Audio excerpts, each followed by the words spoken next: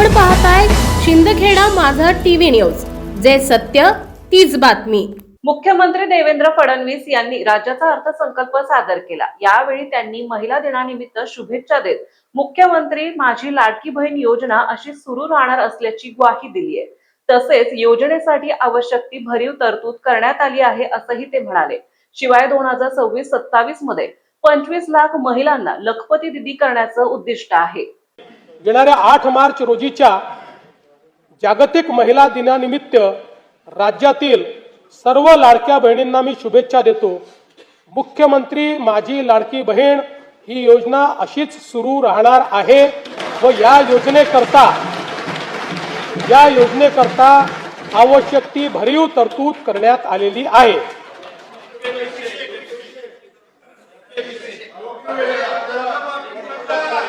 काळजी करू नका, तुमच्या मनातली एक एक गोष्ट आम्हीच पूर्ण करतोय, आम्हीच करत राहणार आहे।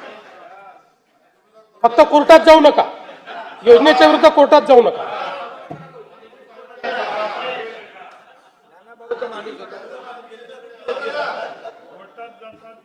सध्या राज्यातील सर्व जिल्ह्यांमध्ये एकल महिलांचे सर्वेक्षण चालू असून ते पूर्ण झाल्यानंतर त्याचे उचित विश्लेषण करून एकल महिलांच्या कल्याणासाठी सुयोग्य धोरण आणले जाईल।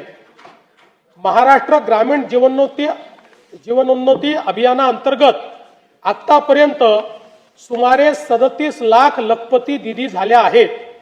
सन 2026-27 मध्ये आणखी 25 लाख बहिणींना लखपती दिदी करण्याचे उद्दिष्ट आहे।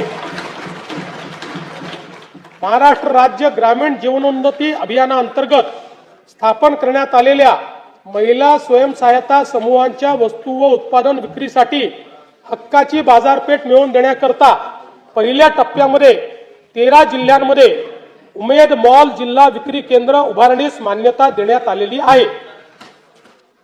उपक्षेत्र दुसरे शिक्षण व कौशल्य विकास।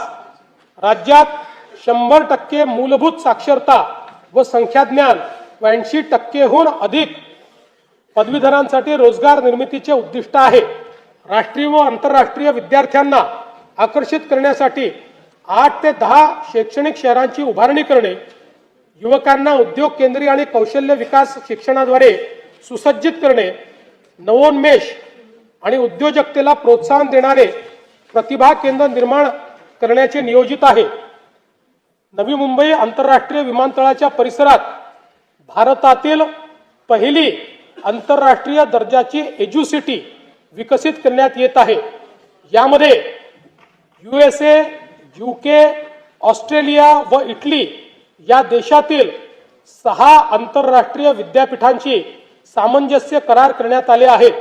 या सर्व विद्यापीठांचे अभ्यासक्रम याच वर्षी सुरू होणार असून या उपक्रमांमुळे राज्यात राष्ट्रीय व आंतरराष्ट्रीय विद्यार्थी ज्ञानार्जना